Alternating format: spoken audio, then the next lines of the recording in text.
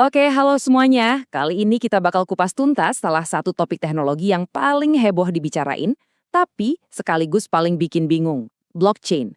Tenang aja, saya janji setelah ini Anda semua bakal ngerti konsepnya tanpa pusing-pusing. Coba deh, kalau dengar kata blockchain, apa yang langsung kepikiran? Pasti sesuatu yang rumit ya kan? Penuh kode, teknis banget, kayaknya cuma buat para jenius komputer. Wajar banget kok kalau ngerasa gitu. Emang kedengarannya serem?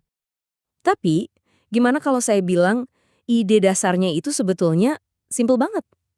Nah, dalam beberapa menit ke depan, kita bakal bongkar bareng-bareng. Kita akan pakai perumpamaan yang gampang dicerna, jadi lupakan dulu semua istilah teknis yang bikin pusing. Oke, untuk mulai, kita singkirin dulu deh semua pikiran soal teknologi. Anggap aja kita lagi ngobrolin cara baru buat bikin catatan. Sesuatu yang sebenarnya udah kita lakuin dari zaman dulu kala. Yuk bayangin kita punya satu buku catatan, buku yang gede dan tebal gitu. Nah, di buku ini kita catat semua hal-hal penting. Siapa utang ke siapa, janji apa aja yang dibuat, pokoknya semua kesepakatan ada di situ. Nah, ini dia nih bagian ajaibnya. Buku ini bukan dipegang sama satu orang aja. Nggak ada tuh satu bendahara atau satu bank yang jadi penjaganya. Nggak ada satu pihak pun yang punya kendali penuh. Malah sebaliknya, bayangin setiap orang yang ikutan, semuanya megang satu kopi buku catatan yang persis sama. Betul-betul identik. Nah, inilah inti dari ide besarnya, sebuah sistem pencatatan bareng-bareng. Dan ya, itu dia. Itulah blockchain dalam bahasa yang paling sederhana. Sebuah buku catatan bersama. Tiap halaman baru atau yang kita sebut blok harus disetujui dulu sama semua orang.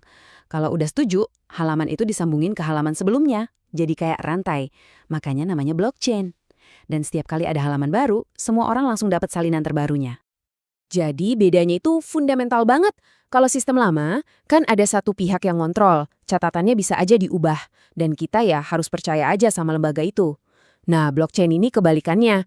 Kendalinya dibagi-bagi, catatannya permanen alias nggak bisa diubah, dan kepercayaannya itu ada di aturannya, bukan di satu pihak tertentu.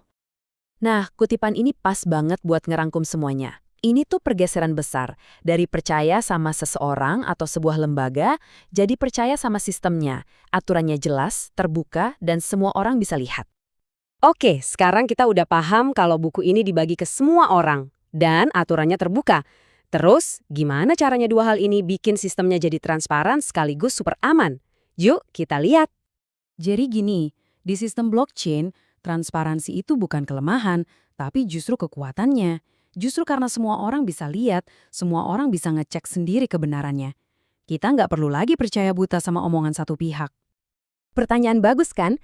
Gimana caranya satu catatan baru bisa masuk ke semua salinan buku catatan itu secara bersamaan dan semuanya setuju kalau catatan itu sah? Prosesnya simple, cuma 3 langkah. Pertama, ada yang ngusulin catatan baru. Kedua, semua komputer di jaringan langsung ngecek, ini benar nggak sesuai aturan? Kalau mayoritas bilang oke, sah, barulah langkah ketiga, catatan itu dikunci jadi halaman baru yang nggak bisa diutak-atik lagi di semua buku catatan milik semua orang. Jadi, kuncinya di sini loh. Keamanan blockchain itu bukan karena ada berangkas digital yang super canggih. Keamanannya itu justru lahir dari proses pencatatannya sendiri. Proses yang terbuka dan dicek bareng-bareng itulah yang bikin sistem ini kuat banget. Coba kita ringkas ya, kenapa ini aman? Pertama, datanya tersebar, jadi nggak ada satu titik yang bisa diserang. Kedua, catatannya saling nyambung, jadi kalau mau ngubah satu, yang lain bakal ikut berantakan. Ketiga, karena terbuka, banyak mata yang ngawasin. Dan terakhir, aturannya sama buat semua, nggak pandang bulu. Coba deh bayangin susahnya. Kalau mau curang, Anda bukan cuma harus ngubah satu buku di depan Anda harus meretas ribuan, bahkan jutaan komputer di seluruh dunia dalam waktu yang bersamaan dan mengubah catatan mereka biar sama persis kayak versi palsu Anda. Wah, itu sih hampir mustahil dilakuin. Oke, sekarang kita udah kebayang ya konsep buku catatan bersama ini. Sekarang, mari kita sambungin ke contoh yang paling terkenal yang pasti Anda pernah dengar, Bitcoin. Nah, ini nih yang paling sering bikin orang salah paham. Blockchain sama Bitcoin itu dua hal yang beda. Gampangnya gini, blockchain itu teknologinya, kayak internet. Nah, Bitcoin itu salah satu aplikasi pertama yang dibangun di atas teknologi itu. Kayak email atau website pertama gitu deh. Jadi, blockchain-nya Bitcoin itu spesifik banget. Itu adalah buku besar publik yang tugasnya cuma satu, mencatat semua transaksi kirim terima Bitcoin yang pernah ada dari dulu sampai sekarang. Dan inilah masalah utama yang dipecahkan Bitcoin pakai blockchain. Gimana caranya kita bisa membuktikan siapa punya aset digital apa tanpa harus bergantung sama pihak ketiga kayak bank? Jawabannya ya pakai buku catatan bersama yang nggak bisa dimanipulasi ini.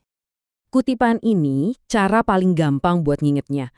Blockchain itu ibarat perkatasnya, fondasinya. Bitcoin itu bangunan pertama dan yang paling terkenal yang dibuat di atas fondasi itu. Oke, setelah semua penjelasan ini, coba kita mundur sedikit. Ada satu ide besar, satu konsep paling penting di balik ini semua, yang lebih dari sekedar teknologi atau uang digital. Pada intinya ya, ini dia. Blockchain itu adalah sistem yang dirancang untuk menciptakan kepercayaan di antara orang-orang yang bahkan gak saling kenal tanpa butuh ada bos di tengah-tengah. Kepercayaan itu dibangun dari matematika, transparansi, dan aturan main yang disepakati bersama. Dan saya mau tutup sesi ini dengan satu pertanyaan buat Anda pikirkan. Kalau kita punya alat untuk membangun kepercayaan tanpa perlu perantara, coba deh bayangkan potensinya. Gimana kalau suara pemilu kita dicatat permanen dan gak bisa diubah? Atau gimana kalau kita bisa melacak asal-usul secangkir kopi langsung dari petaninya sampai ke tangan kita? Kemungkinannya luas banget kan?